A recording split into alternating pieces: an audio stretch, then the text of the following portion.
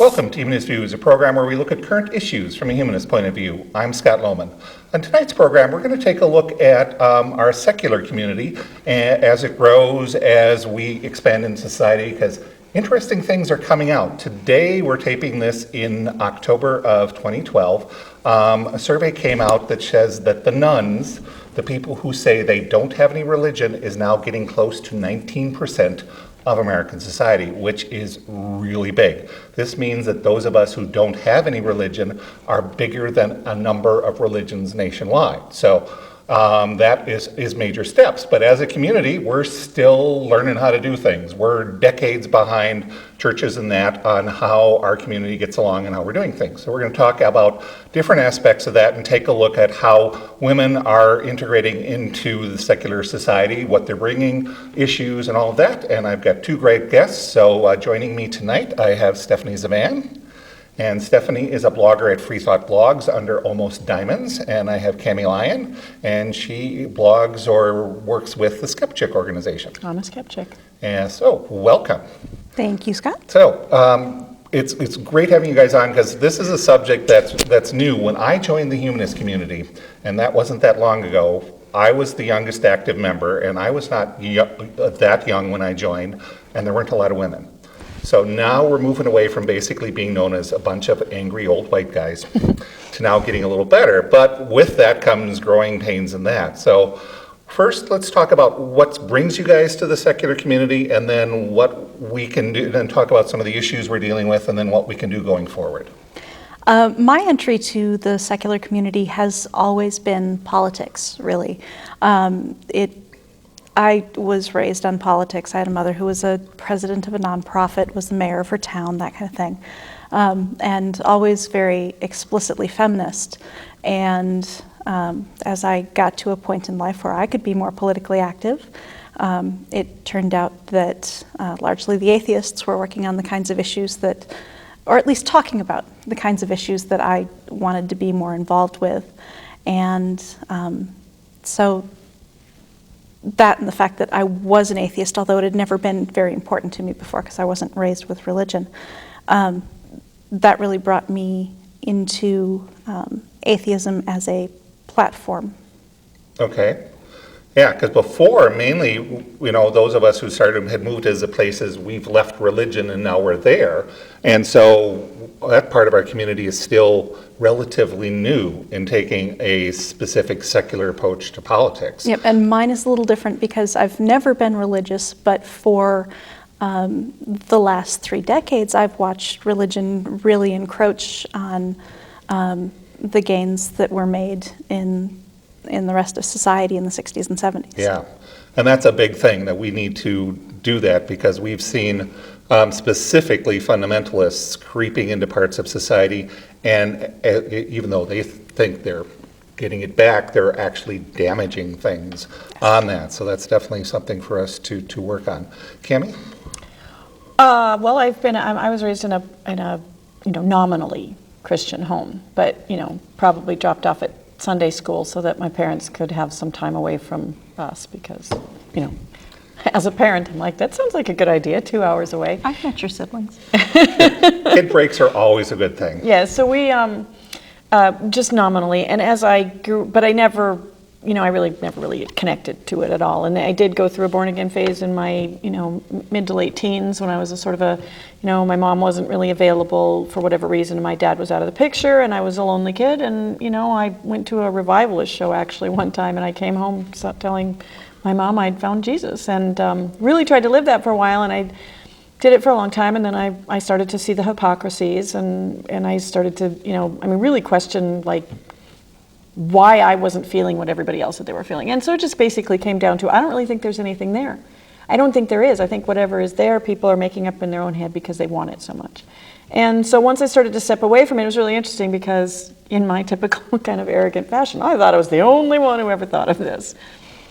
And it turned out I wasn't. I read The God Delusion, and all of a sudden I realized there were people like me and I wasn't the only one. And and so I just really slowly started entering the atheist community, like, reading books, listening to podcasts and that sort of thing. I found The Skeptic's Guide to the Universe, and my push to be a part of the community is social.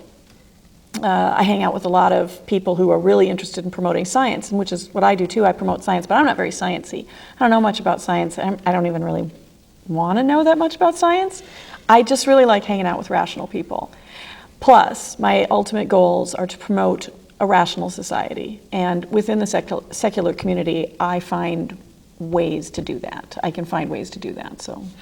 Yeah, and that is a good thing about our community. You know, the other neat thing about our community is we can go back and we can find women writing about these issues going back a long ways, almost as far back as we can find men, where those things were being censored as well. But I think the women were getting away with a little more when they were allowed to write. Well, interestingly, a lot of the women were not writing within a specifically secular community. They were working within feminist communities. They were working slightly less in temperance communities. They were somehow always identified by their other activism rather than by their atheism, which still happens somewhat these days. Yeah, and I find that interesting because when you go back and you look at the ones in our community who are ahead on slavery, who are ahead on women's rights, there were the non-believing women, along with the non-believing men, who were out on the edge, even ahead of the liberal religious types. And the non-believers within the Black communities as well. Yeah. And the thing is that, you know, for women coming out as non-believing or writing about it seems to me more reasonable because women are terribly oppressed by religion. They always have been. Their entire lives have been dictated by religion and the rules of religion that were placed on them specifically to control their lives. And so it doesn't surprise me that intelligent women through the ages, realized they were able to break out of the conditioning and realize this isn't, correct and write about it. Yeah, and that's what's always amazed me is why it's taken so long for us in our community to get more women active within it. And because that to me is, I've thought, because you guys are being repressed way more than the old white guys that traditionally come out. And why do you think it is that women are more reluctant to join or to leave religion? There is a lot of social support built up in religion. Religion does very specifically try to work its way into pretty much all aspects of community, and to be the force that provides community. So when there are, shall we say, matters of unpaid labor, which traditionally has been women's role, and support is not, say, put together by business, that pretty much leaves the church to support the women. Yeah, that I definitely can see that. You can see that throughout our country, and even going back to our roots, wherever people came from. So with that part, because we also see that in the Black community a lot, is that because we've talked to people who are forming Black atheists, and their whole community is in there, and that's a much tougher move for them to make out of that.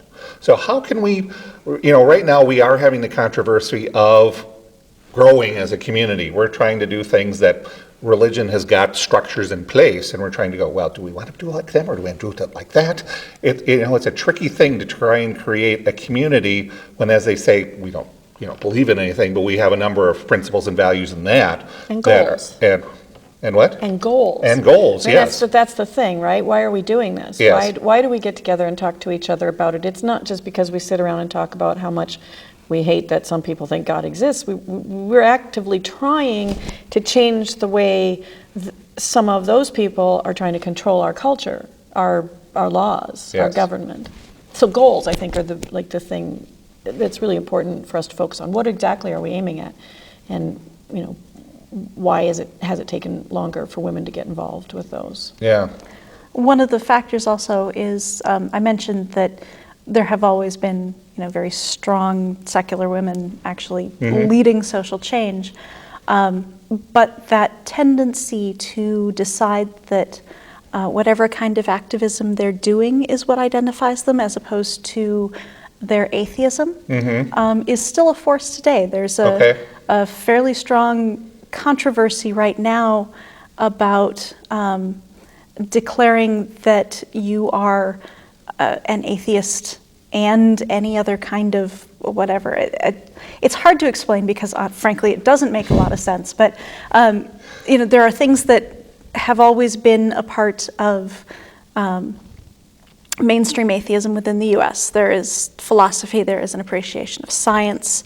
There is a role for relatively mainstream politics. And those things all somehow, without question, are considered part of atheism.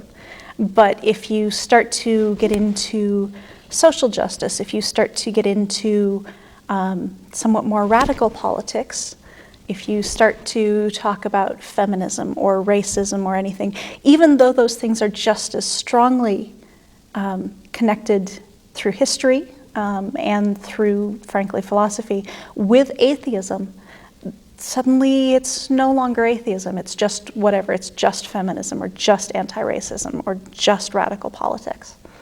Yeah, that makes it tricky when we try and move those labels around, and the fact that some people still think we need those things within our community, because one of the things we keep striving to do is that much of what we do as a humanist group is that okay, so we're non-believers, but then what do you do with that? And for myself and our group, that's where humanism comes in. That's our philosophy, is that as human beings, we're the only ones who are going to figure out our own problems. So we need to come up with good ethical rules on doing that. And we've been seeing that, but the trick is, that seems to scare people away, even those basics sometimes. I think some of it is that philosophy, in particular, which humanism very much focuses on, has been claimed by white male academics for a very long time. So associating very strongly with that, for all its positives, also brings some negatives. Very true. Yeah, and we are moving away from that, because we are seeing the strong women's voices out there, and more of them are speaking out and talking within our community on that. And I think that can only help us a lot more, because I know within my own group, integrating more women into the process has helped us in attracting members and vibrancy to our group. Well, it does certainly seem like a no-brainer that including more women's voices in whatever goal anybody is setting, more women's voices, more gay people's voices, more African Americans' voices, any minorities that you want to name, it stands to reason, at least in my mind, that you're always going to do better achieving goals if you include all these different perspectives. What's been interesting for me about the reaction in the secular community about bringing up topics of feminism is that there seems to be just a basic denial that there is a problem.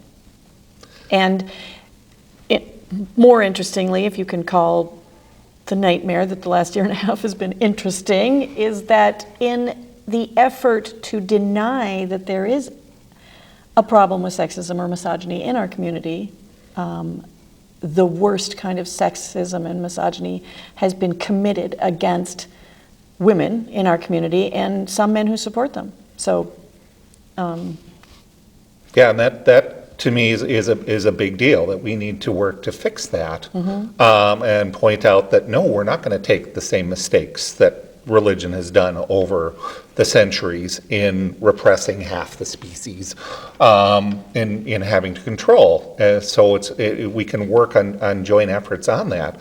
But a lot of this happens with mixing internet as well as real life on that. So beyond talking these things to death, what other actions can we do to work on that? No, I don't think we should stop talking about it. I think we should all stop talking about it, even the people who have strong disagreements.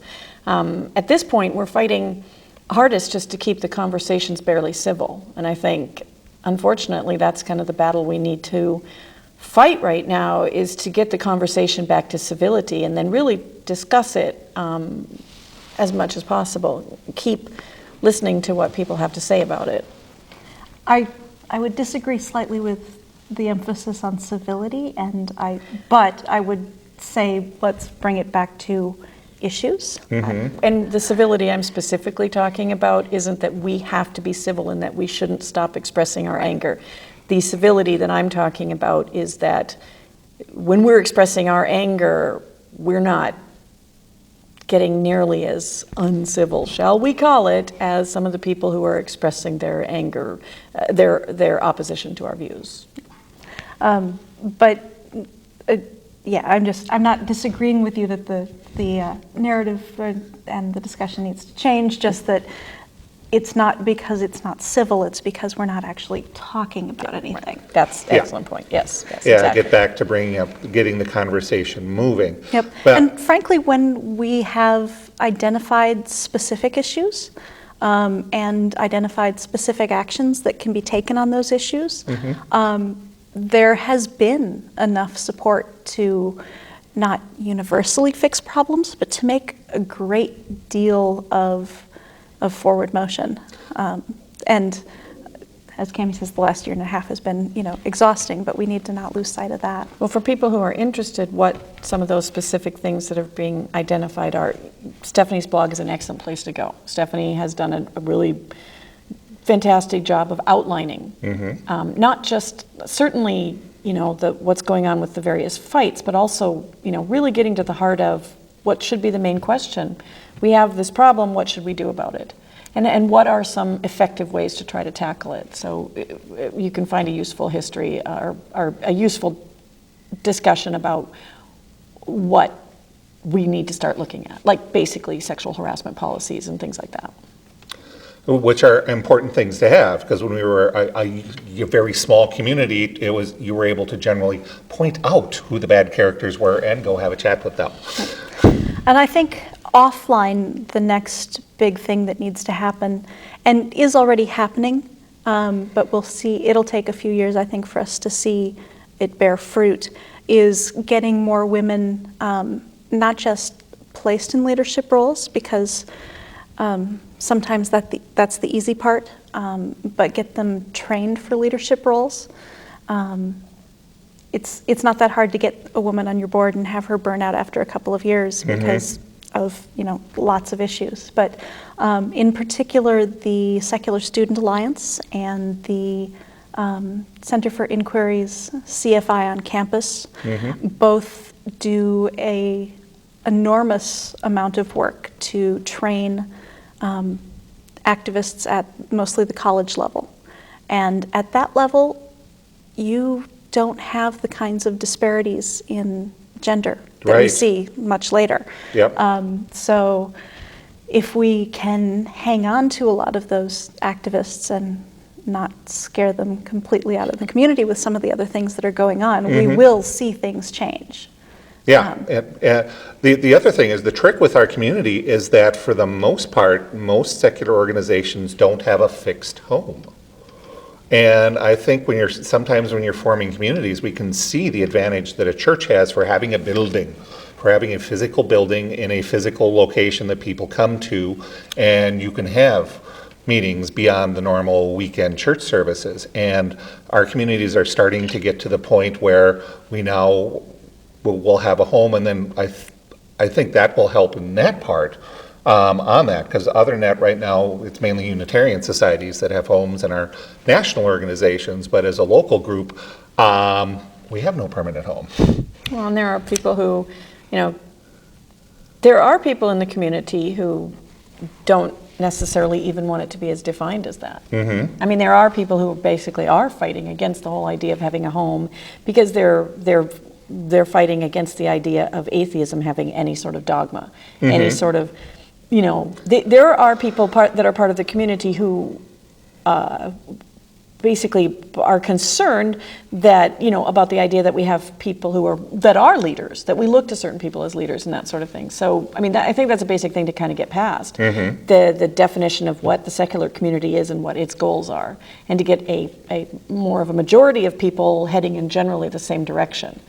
Which is where I think part of where we're at right now is there are minorities of people all over the place going, no, we're not going to do it that way, and we should do it this way. No, we shouldn't. And then and then these two fight, and then this one jumps in, and it's like, really we're kind of moving towards coalescing, but I think we're in the frothy stage right now.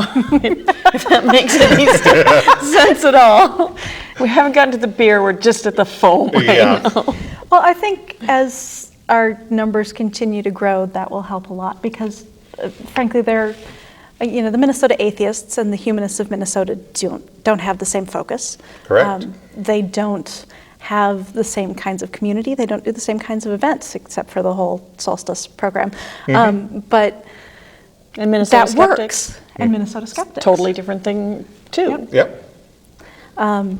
And frankly, there are a couple of other small groups in the Twin Cities that are doing their own thing, and that's really kind of awesome.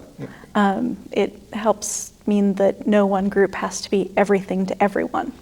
Which we had to do that for a very long time. And for us trying to figure out with no permanent home how to do the whole community thing when it's like, okay, we're running away from that sort of thing. Yes. How do we do that? So, it is an interesting process, Boeing being part of this as we're growing and watching how we're figuring it out.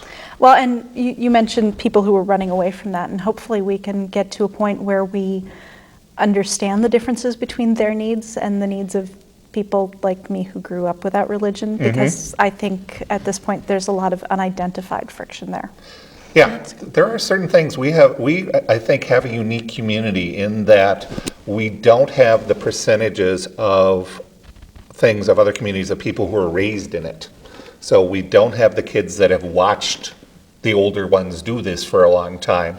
We're starting to get some of that, but we still, as a community, do not have, families that have gone to our organization going back 3 decades because that's where this church was. Yep.